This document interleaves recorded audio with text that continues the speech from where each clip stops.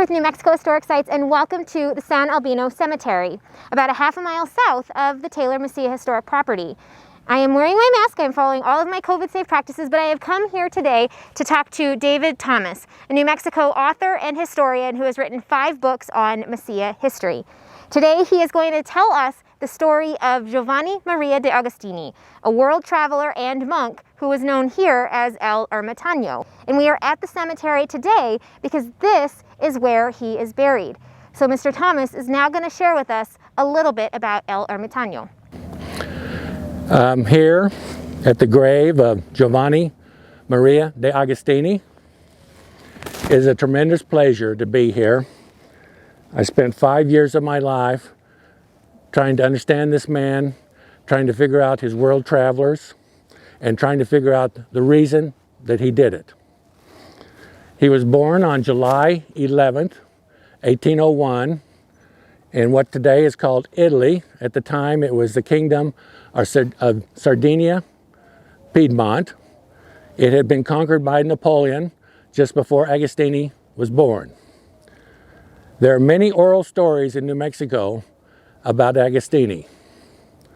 One of them is that he came from a wealthy family and from nobility. Not true. He came from a very, very poor family in Italy, a family that was itinerant workers. So that you can understand who we're talking about, I'd like to show you this picture. This is one of the 2 known photographs of Agostini. This one was taken in Mexico in 1868. I've colorized it so you can get some sort of idea of what he looked like. At this point, he had made his own uniform. He was afraid of being confused with a priest because he was never a priest, and he had been accused of that, and so as a result, he devised his own uniform with a purple robe. And so this is what he looked like when he was in Mexico. After traveling around Europe for almost 2 decades, Agostini decided that he wanted to go to the New World, and his purpose was to seek absolute solitude. Before he left, he joined the Maronite St. Abbey Monastery in Rome. It was named after St. Anthony, who was the very first Christian monk. He was born in Egypt about 250 AD. And this was the very early days of the church. The formal church was not very well organized.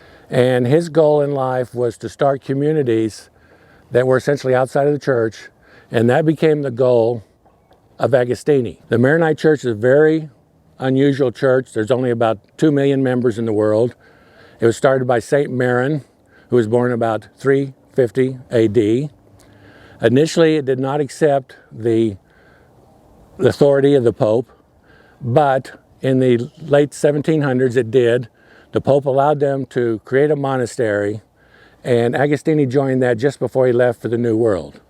And one reason he joined the Maronite monastery is because, unlike most monasteries, you did not have to stay and be inside the whole life. You're able to become a Maronite monk and go out into the world.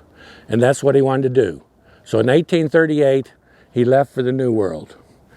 He arrived in Venezuela, and over a period of about 20 years, he traveled all over South America.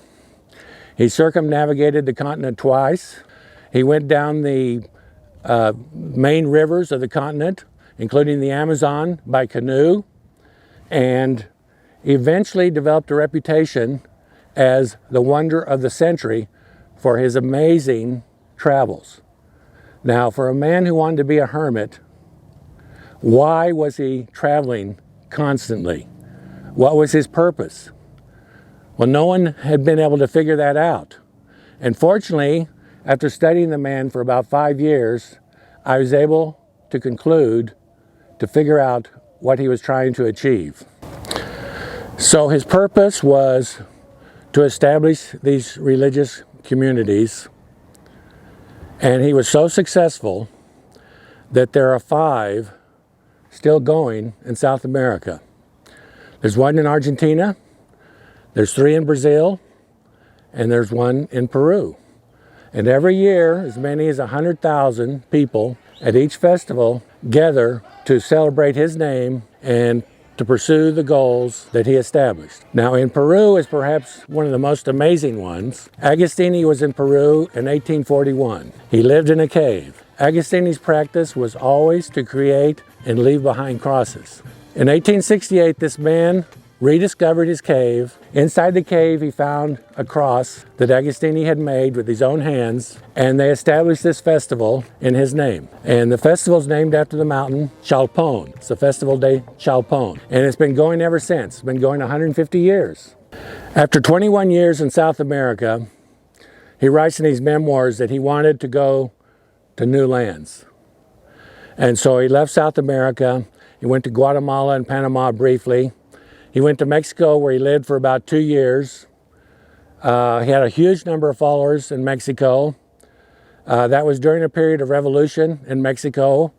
The authorities began to worry that he was a political person, which he was not. They arrested him.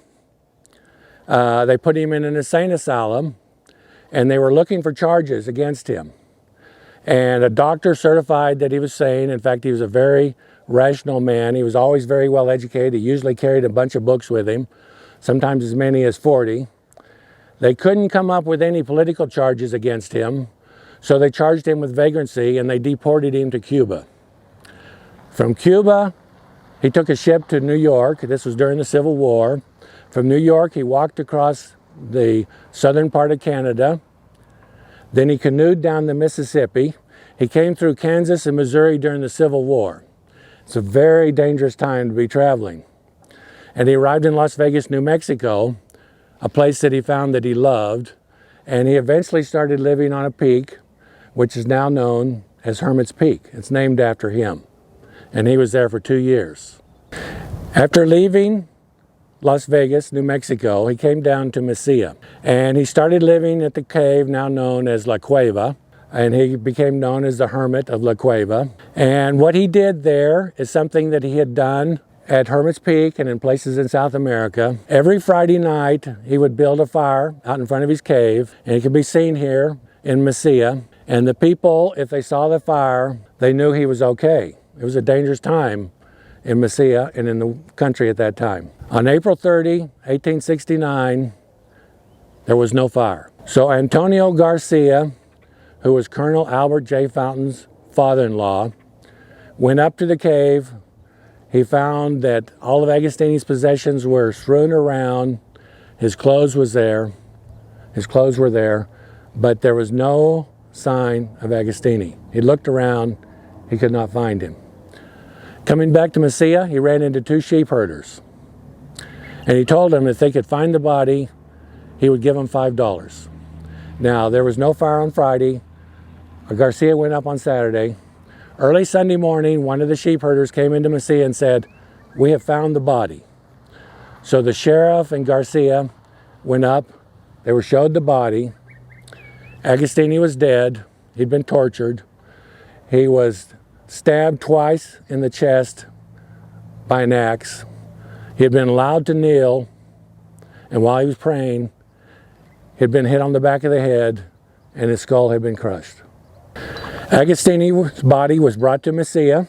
There was a mass held for him in the San Alvino church. His body was then laid out in state in Maria Rafaela Barella's house. The people of Mesilla who wanted to could visit and give their respects. He was brought here where he was buried.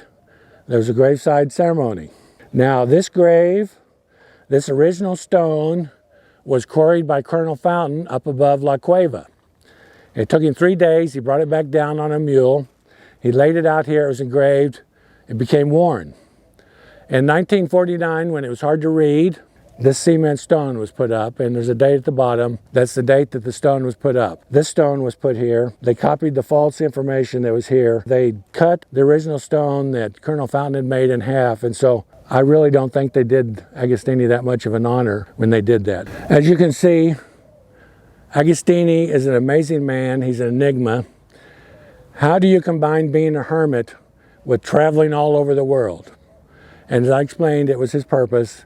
He was trying to attract people to communities. So when I first came to this part of New Mexico, I saw a very primitive version of the photographs that we've seen. And I said to myself, what an interesting looking person. And so I devoted 5 years of my life pursuing him. And eventually I found newspapers about him from Brazil in the 1840s. I found newspapers about him from Mexico in the 1860s. I found documents, passports, things like that from Brazil and other places in South America. Found the documents from Italy. And over a period of 5 years, I was able to put together virtually complete life of his travels, and most important of all, why he was doing what he did. Mr. Thomas's fifth book on Mesilla history is titled Giovanni Maria de Agostini, Wonder of the Century. In 2017, he co-produced a documentary called Wonder of the Century. This joint U.S.-Brazilian production was shot on location in Italy, Brazil, Peru, Mexico, and New Mexico. I want to thank Mr. Thomas for joining us today, and until our next adventure, bye-bye.